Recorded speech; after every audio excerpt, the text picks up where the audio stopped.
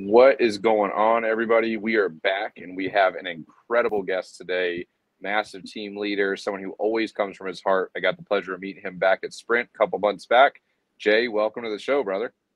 Hey, James, good to be on here with you and your fans. You're someone that instantly, when I met you, I was very attracted to you just because you have a way about you where you're so curious about other people. And I really appreciate you for that, and also letting me pick your brain that day. And the funny thing is, you were like, you wanted to know more about what I had going on, and I was like, no, we got to figure out how you got from point A to point B, man. Like you're doing some big things. No, I think that whenever you're in a room, I'm always attracted to people who are asking the right questions. And you were asking questions, you were listening, you were like, let me record that. And you were like that with everyone. And like, that's kind of what I love about being a team leader, is really people who want to learn.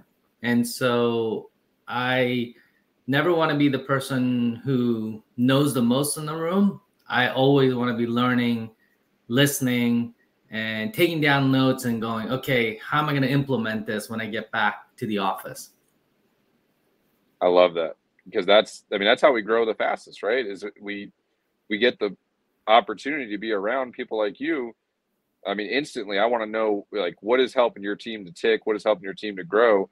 So I can come back, figure out what works for me, and get it done. So, I feel like that summed up how to grow the fastest right there, just instantly. Just learn, figure out how to implement, make it happen.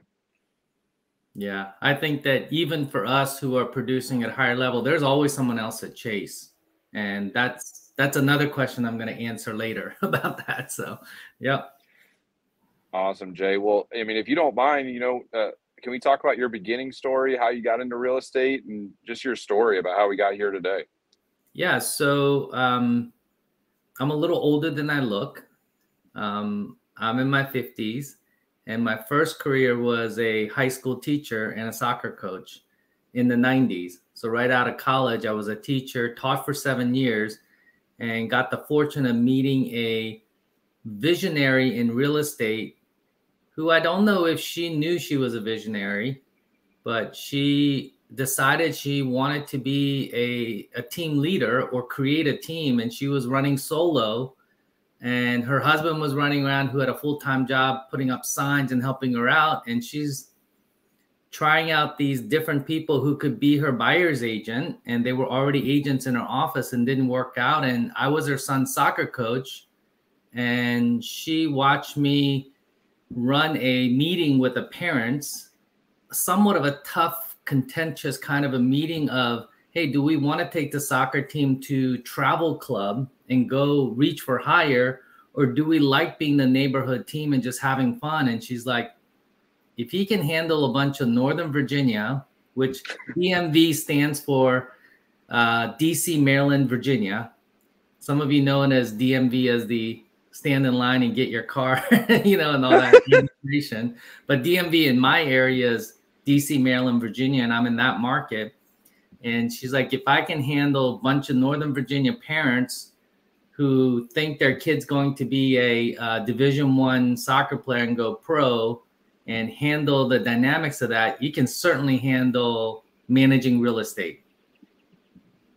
So I became her buyer's agent back in '98, did both teaching, gave up soccer coaching, 3 teams, teaching and real estate for about 6 months, and made my teaching salary in one summer of '98. And I'm like, what's the best decision for my family? And my wife wanted to stay home. She was a teacher as well. She wanted to stay home to raise our daughter, who was born in '98. And that's how I went into full-time in real estate in '99. So then fast forward 24 years later, she retires a number of years ago. And a friend of mine who I'd brought onto the team, he and I purchased the company and the team from her and grew it 35% over the last few years. And then the agent count, we're up to about 34 agents on the team. and a staff of 18 or so that support all those agents and the 600 plus homes that we sell each year. I love that story for so many people that will tune into this show.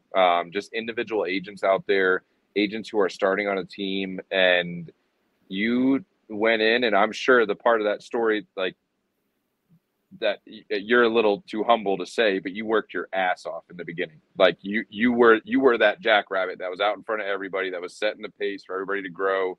And over time, that it became natural progression. If she wanted to step out, for you to step in order to handle that team. And it's incredible what you've accomplished, coming from a buyer's agent to running one of the most, I mean, that's a massive team. I don't know where that would sit in the country, but it'd be in the top 100 for sure. Yeah.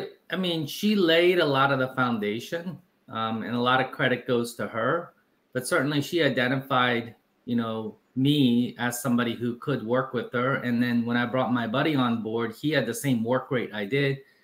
And it was hard work, but man, it was fun. I didn't see it as hard work. And I mean, I was younger then, and I work just as hard now, just a little bit differently in terms of the brain, less physicality. But he and I would just go, and we were selling 60 houses a year as buyer agents back then, and we were loving it. And then, you know, I was just explaining to another team leader who's like, how do you deal with when you're growing your team and agents are worried when you add new team members that they're taking leads away from them? And I was remembering that. I was like, I used to think that at the beginning. And then I'm like, shoot, I just sold more houses, and she just added 3 more agents on the team. Oh, 2 more agents. I just sold more houses. And then she gave me, I don't know if it was natural, it was just from me, is that I was mentoring the new agents. And part of mentoring is they were also assisting me, because I could leverage what they could help me with. And as they were helping me with those things, I just had this heart, hey, I wanted them to succeed. And I've carried that wanting other people to succeed into team ownership now. And that's been the pride of watching other people. So we have people who started with us at 20 who are now 22. They started with us right out of college. Some of them didn't finish college, which is fine. And they're 30 and 35, and they're running our teams now. They're sales managers. And I love seeing that. That was the next question I was going to ask is, you know, what is it like at 34? You've got those leaders that are stepping up, and you kind of answered it right there. Like that's really cool, is when you start to see the leaders coming up. Yeah, I was walking up the steps with one of the sales managers, and I said to Peyton, I said, Peyton, you're 30 now, right? He's like, Jay, I'm 35. Like, he's been around for a while now, and, you know, has owned 2 homes now, and is running a sales organization team, and, you know, nurturing him. And my other team leader, Jin, who's not on here, he and I own the company. He's mentoring Peyton, because Jin wants to take 6 months off next year. So that is going to be an awesome thing to know, that you can walk away from your business for 6 months. I'll still be there, but I don't really work with the buyer agents all that much. I'm a great cheerleader. I help with the recruiting and that kind of stuff. But the buyer agents, Jin really runs that branch. And then now Peyton's running it. And then we have the Zillow Flex part, which Trish is running. And she's been with us since she was 22, 23. Started as a transaction coordinator, was a buyer's agent, was an inside sales agent, and an inside sales agent manager. Now she's the Flex team manager, kicking butt. Wow. Yeah. That's awesome. That's awesome. Like seeing people progress through the company, and yeah, that's got to feel good. Yeah. Awesome, man. Well, let's dive in there. So if you had to start over, and, you know, we're trying to get from 0 to 100,000 as fast as possible, what would be your first step? So I would do what I did, which was to join a team. You know, starting out on your own, I think one is this business, like a lot of businesses, when you're an entrepreneur or a business owner, it can be lonely. So being in a community with other people who are kind of going through the same challenges, same wins, celebrating with them, you know, commiserating with them, just having people to do this business with. And I don't care if you're an introvert or an extrovert, even an introvert wants to be pulled out, and there are talents that an introvert has that are really awesome. But doing it together as a team is awesome because you don't have to invent a lot of stuff. And then you're not wasting a lot of money. Oh, let's go buy this thing. Let's sign up for this. Let's go do this. The team leader should already have most of that figured out. And then you've got the mastermind of the team around you. And then you latch on to that one person like, I like what they're doing, and I'm going to follow them all the way. And that's kind of, I think, how you win is go from 0 to 100,000. That's a goal on our team. And people dream, oh, I'm going to make 100,000 next year when they're just starting out. Hey, that's great if you do. Most people aren't. And half the people are going to be out of the business in a year. But on a team, I know on our team, we have 88% of the people who started with us who are still with us years later. And in this business, we all know the stats. In 1 year, 50% of the people leave.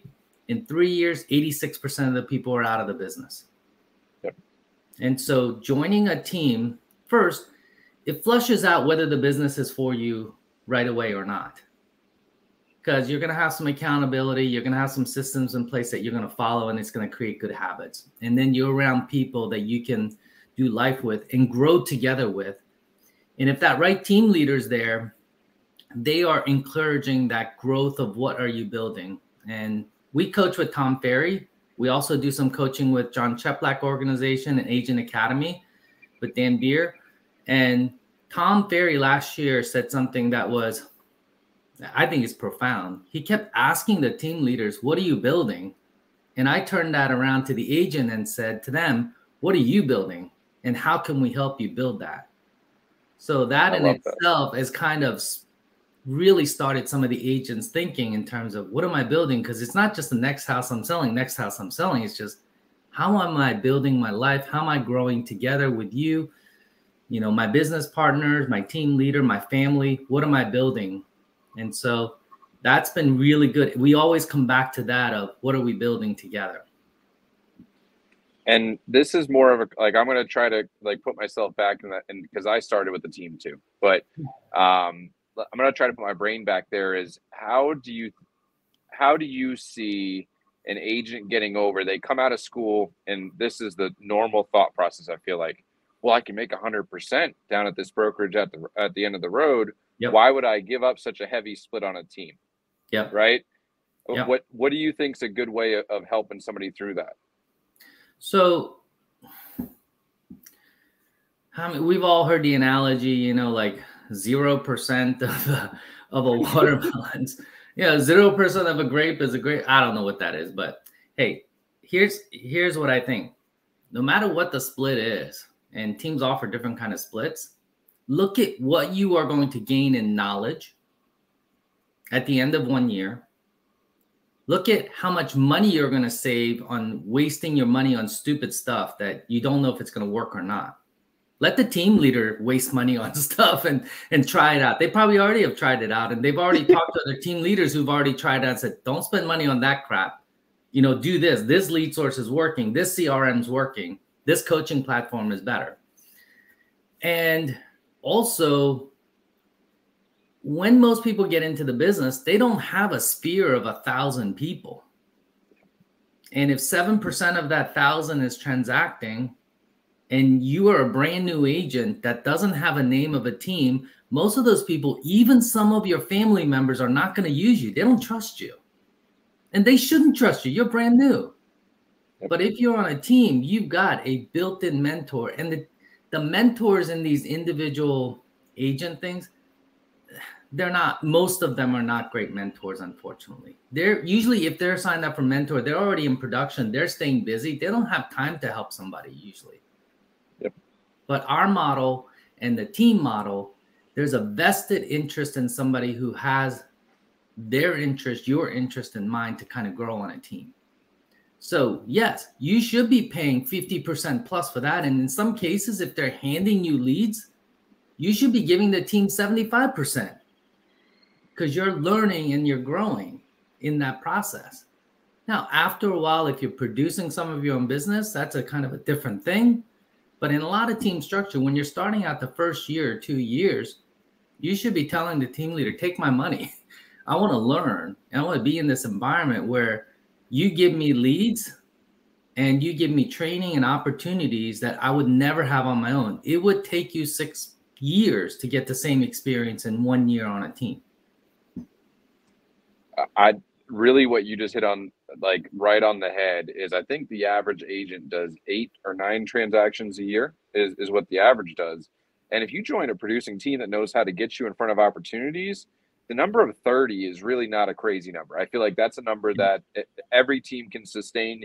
If they're really good, they can shoot up to 60 or 70. But think about this, at 30, you're, what is that, roughly 4 years to 1 year? So your experience over the course of 1 year is about equal to 4 years is what it would normally be. Do that for 2 years. You've got 8 years of experience in 2 years. And you can copy all the systems. And like, I mean, it makes a lot of sense. Yeah. And also, I saw this somewhere, and I think it was a KCM slide, is that over 50% of the agents sell 3 houses or less in their first year. So, you know, it used to be the 20% is doing 80% of the business. Now it's 10% that's doing over 80% of the business. A lot of that is the industrialization of teams. Whether you're a smaller team, medium, or bigger team, a lot of the lead sources are now being driven into the team structure. And so many of the lead sources are just junk, or even if they're good, the agent doesn't know how to convert them. And also the whole thing of, hey, I'm going to work on my sphere and build my sphere. That is a hard road because your sphere is getting pummeled by Realtor.com, Zillow, Open Door. You get all this competition, and the teams know how to handle those things. Individual agent is just really, really hard. And I'm not knocking individual agents. There's a place. If you want to be a part-time agent and you want to sell a couple houses a year, that's great. But if you're starting out on your own, it is a very difficult road. Now, eventually down the road, you may say, I'm ready to kind of do it on my own. Or you may find in your team, you love being on a team. I have people who've been on the team over a decade on my team, and they love it. They love that structure. They love the community. And then if the team leader is thinking of how I'm going to help them grow, put them in leadership positions, whatever that pillar is, to kind of allow them to grow in that environment. Yep. And I like what you dove into there too, because you see it, and I've seen it as well. There's a lot of agents I want to say this about because they're so dependent on their sphere of influence and referrals. You, especially over the next 5 years, in my opinion, you're going to lose because that person, before you even know they had a thought in their head, they're going to click on a button on one of those websites. Yep. And they're going to be generated for a team of qualified sales agents that's going to hunt them down, and you're going to lose your referral if you don't start to catch up with that. Do you agree with that? Because I've talked about this before. Well, it's already happened, and it's Yep. even going to get tighter now. Yeah. And like also, yeah, there's some agents who had pretty good years last year who are really struggling this year, but they've got the skills, but they've lost some of their lead sources. It's tougher to get offers through. So we had somebody who joined us individually as a team. Now they're killing it because they've got off-market opportunities that they didn't have on their own, or on the other team, they didn't really have that. And then also, they're like, other agents are sharing, hey, did you go see that house? It didn't fit for my client, but this is what the seller's looking for. And another agent's like, I've got a buyer for that. So that kind of idea sharing that we do on the team every week has been awesome. And it's gotten more opportunities for those agents. Kind of were doing okay last year on their own, but now in the fold of the team are just finding so much more success, and they see the value of that. And it was a emotionally tough market last year. This year kicked some people in the butt, and they needed that. Hey, let's go have a drink together. let's go share, break bread together, and just kind of do that. It was kind of like therapy because this is a hard business. Sales is hard. Real estate was really hard this year. Yep, 100%, especially for people on the buy side, right? Like even our listings last year were not where I wanted them to be, if I'm being honest. And It's because it was so competitive for those listings. I was going to appointments, the average was 3. They sat with 3 real estate agents. And I personally like to see that for 2 reasons. One, I think that every person should interview 3 agents. But 2, I'm also really competitive, right? So like when I lose, it does something, right? It creates change whenever you fail in those spots. Yeah, man, I think you hit the nails on the head there. Is there anything before I want to ask you one more question before we leave them off on that? You know, was there anything you wanted to add to, and whether it's a new agent starting out or, you know, that agent who's maybe getting 6 months to 12 months in, really likes this, but doesn't know what to do? I really ask agents to think about where they're going to spend their money. And that's why I kind of lean towards a team. And then the last thing that I would say as an agent in any case, whether you're doing it on your own as a team, is get into a daily routine. Know what that is. Our flex team that's working on the Zillow leads a lot, they have a little challenge going on where they're sending a picture to each other of their made beds in the morning. Wow. So that's their routine. They just text each other to hold each other accountable. Hey, I made my bed. And something just as silly and small as that, I love hearing that. And I don't know who came up with it in the group. That's the beauty of having other people who step up and do these things now. I heard that yesterday and I said, that's freaking brilliant. Because you're just starting your day out in a routine that you keep consistency. And then you've got other people who are doing it with you. Like I hate going to the gym. But when I went to the gym, when I went consistently for like 3 years, it was group classes. I would do group boot camp because I knew other people were going to be there. And if I didn't show up, I'd hear from them. They'd either text me or next time I showed up, they're like, hey, we missed you on Monday. Yeah, Monday was a hard day. So I am pushed to do that. So I think just getting into that morning routine is awesome. We're running a business. Think of yourself opening a restaurant. You don't one day open your restaurant at 7 in the morning and the next day you open it at 2 p.m. You know, you consistently open it at 7 a.m. every morning. So think of your real estate business like that. I love it. I love it, man. And last question I'm going to ask you was, what were some of the problems that you were experiencing before you came to EXP? And what did EXP do to help solve some of those problems? Yeah, so I would say one of the big things was for our agents who were younger kind of coming into it, because we were not a heavy recruiting team until more recently, until we got Zillow Flex. So we had a bunch of 20-year-olds who were coming off their parents' health insurance and were uninsured. And during COVID, I mean, talk about a dangerous combination. Yeah. So EXP has health insurance, which is about 50% cheaper than most of the insurance things out there. And that was huge in terms of getting them in there. And then the other part of it really is in terms of growth for the team. Like as a team leader, I knew there was more than just selling 600 houses. But I'm going to be very transparent with you.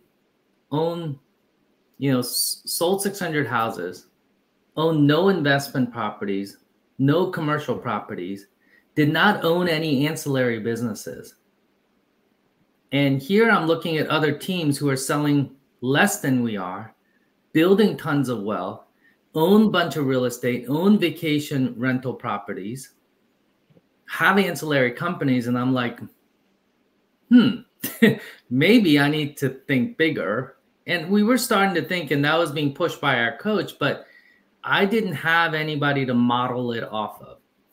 And so I started looking around and like, this team has already built out a couple of these things. This team has already built out a couple of things. And so we're like, let's get into action doing it. So we did a joint venture title. We're getting a loan company opened up now, buying a commercial property we're going to settlement on next week. And so it's just like push, because I had to catch up. I wanted to catch up. You know, for someone younger like you get to be in rooms of people who are already doing that. So you get to do it a lot longer. Here I'm in my 50s and finally starting it. I mean, it's not too late, but I also don't want to do this till whenever. I love it, but I know I don't want to do it forever. And I want to see what other people started saying. Mailbox money. Like, what is mailbox money? I Google it. Like, oh, mailbox money. Google it if you don't know what that is. So it's just that kind of a vision, even for a team leader, you know, selling 388 million in volume that we did last year. So just going and looking higher, deeper, and then people have already done it. So they can tell you, don't do that. I screwed up on this. Hey, be careful of this. Check this out, check this out. So they had already done a bunch of things already and kind of made mistakes, and I learned from them already. So that's been huge. And it's not that we couldn't do it at our old brokerage, and our old brokerage was great. We were with them. My old team leader was with them forever, and she moved over to EXP even though she's retired. She's like, oh, that's great. And I was with them for 24 years. But this just kind of opened my eyes to something much more. And then the other part of it then is then bringing in some of the leaders on the team into those businesses too. Yeah. Fractional ownership of some of those things, which gives them a idea of what are we building. And then it gave us the idea of, hey, we want a bunch of our younger agents to be homeowners. So our goal is if you're with us for 3 years, we're going to give you a $10,000 gift to buy your first home if you don't own a home. So we want them to be homeowners. They're in the real estate business. They should not be renting. So that's something that kind of spurred out of this vision thinking of let's move brokerages, let's think bigger, let's think what are we building together. And those are some of the things that we needed. And then being in rooms with, I don't know, I don't want to say this is a younger brokerage. This is just a faster moving brokerage. So they're always testing out stuff. And like, you know, someone like you who's always trying to think of, okay, like that. And there are a bunch of people like you who are kind of growing together. And then you've got a bunch of seasoned people who like they were kind of languishing at the other brokerage. And this has just kicked all of us in our butts to go, hey, there's a whole nother thing out there for us to go after. So those are some of the specific things that I would say making that change has been great. And I'll tell you, we were not unhappy with our brokerage. That wasn't why we moved. It took us 2 years also to make this move. And one of the things that I'm most proud of is at that time we had 31 agents. All 31 agents made the move with us. You know, because sometimes when you're changing, change is kind of hard for some people, but that was great that they saw the vision of what we saw and they see those things.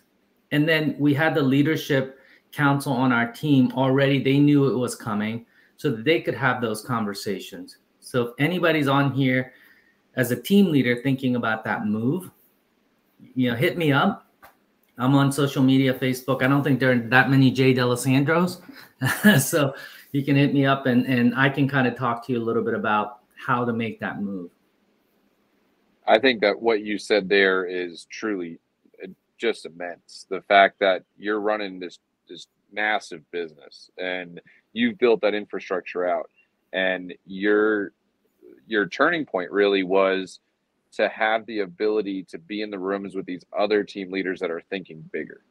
Yeah. That's like, you're already kind of thinking in this like really massive way, but you actually you recognize that, hey, these guys are on the next level. Like these guys are pushing each other. Yeah. And the amount of money that gets saved by having 20, 30 of us that are constantly testing out things, making sure things work. And then, hey, this is working. I didn't like that. Oh yeah, definitely do this. I mean, that's worth hundreds of thousands of dollars a year. Just that one little mechanism. Yeah. And I know you're in an accountability group with a bunch of EXP leaders. I'm in 2 of them each week. And the stuff that goes on in there, holy cow, it's just like, they just saved me so much time and money because like I asked the question like, oh, I did that. Now I did that. Now, oh, do this. It's just like, and then we're on a Slack channel together, just sharing ideas with team leaders who are kind of at the same level. And I actually am learning a lot more from some of the team leaders who are growing, because in their growing, they're a little bit more innovative. They're more risk takers. So you're learning a lot more from people like you who are kind of at that stage, because you're also being a little bit more careful with your money and that kind of stuff and kind of your growth. So there's a lot of learning that happens from the younger team leaders with the smaller teams, SEAL teams that are kind of growing to that next level. So you all, I mean, don't discount what you guys do, because we do learn a lot from you all. Heck yeah. Heck yeah, man. Well, hey, Jay, I appreciate you being here. I appreciate you taking the time. Is there anything you want to leave them off on before we go? Hey, enjoy that Florida's weather. My wife keeps saying that we're going to retire there, so I may be hitting you up coming down that way. So we got someone for you. All right, that sounds good. All right. Hey, thanks for the time together, James, and wish you the best, awesome season, and hope your team rocks it this year. You as well, brother. Thanks for being here. See ya.